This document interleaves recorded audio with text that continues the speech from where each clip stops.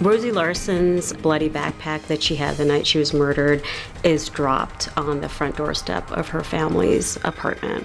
And that blows open a lot of things. He's still out there, isn't he? You got the wrong guy.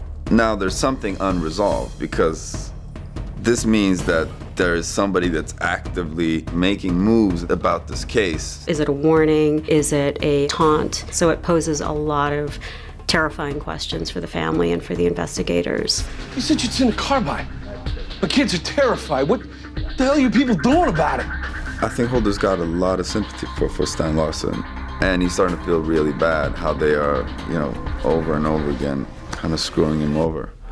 He put her bag with her blood on it on my doorstep, and you want me to call if I see anything suspicious? He really wants to help Stan, and it's really frustrating when Oakes won't give him the car to protect him, because he's really becoming a victim here. He's still out there.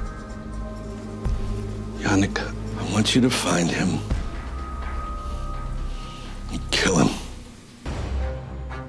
What do you want? We need to talk. Gwen, she doesn't want to be dealing with any of this. It's a reminder that she participated in something that was just so permanent, and one that she really does not have the skills to cope with. He's lying in the hospital, paralyzed. You're telling me your evidence doesn't add up?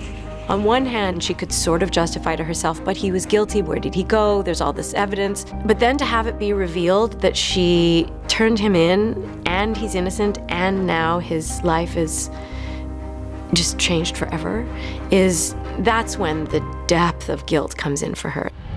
When he got back, he was soaking wet. Yes. Did you ask him where he'd been? No. He didn't tell me. There are these hours that are unaccounted for and which Richmond will not answer. In order to prove that the photo of Richmond on the bridge is fake, she has to find out where he was. And so she goes on her own private mission to discover the truth. Now, when are you gonna tell him? Tell him what? That he can't walk. We learn a lot about Jamie because of this arc that he goes through. On top of the world at the end of the finale last year, and then the shooting happens, and now he's forced with having to give this news to Darren and become a caretaker. And I think that he struggles throughout the episode with whether or not he can do this. Jamie comes to tell Richmond that he's paralyzed, and Richmond has already found out from the doctor. I think the only thing that he really needed for himself was to be able to deliver the news. And then that's already been done, you know, which really just, I think, solidifies what a coward he was. They dropped the charges against you about an hour ago. My lucky day. It's a really deeply ironic moment, I think, and quite touching. And you kind of get a little idea of what Jamie and Darren's relationship is going to be, and how close they are. Mr. Richmond? Get out.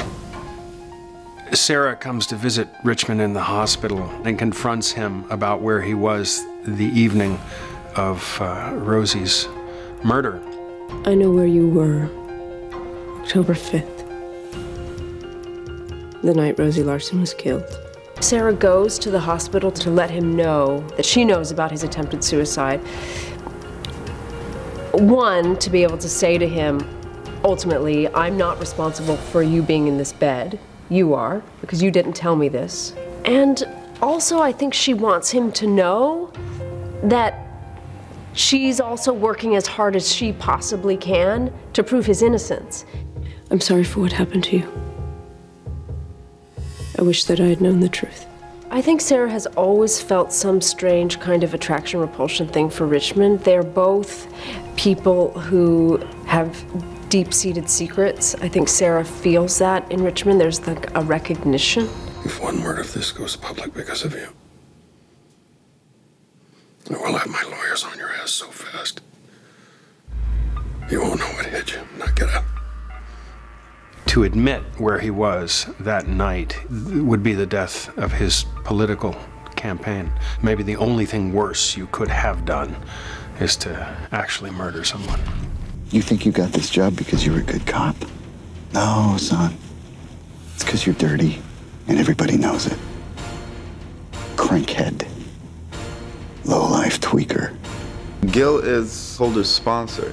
So Gil, like, really had a big influence on Holder. So, I mean, this is completely devastating in every way. You knew you were taking a shortcut, but you didn't care. Because you wanted the badge more. It messes with how he feels about himself, how he feels about his sobriety, how he feels about his confidence as a cop. It's a critical moment for Holder because the whole world just gets turned upside down. And it puts Holder in a really bad place where he starts to question everything.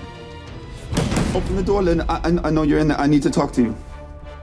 Sarah's a little freaked, actually. She's in a place of not trusting anyone. She doesn't know what to think. Open the door, Lynn. I gotta talk to you. I can explain.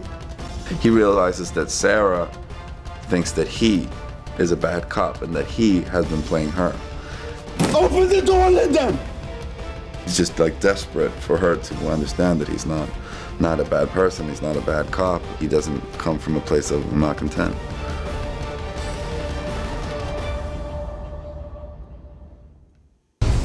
AMC's The Killing. New episodes Sunday nights at 9 only on AMC. For more exclusive video, go to amctv.com.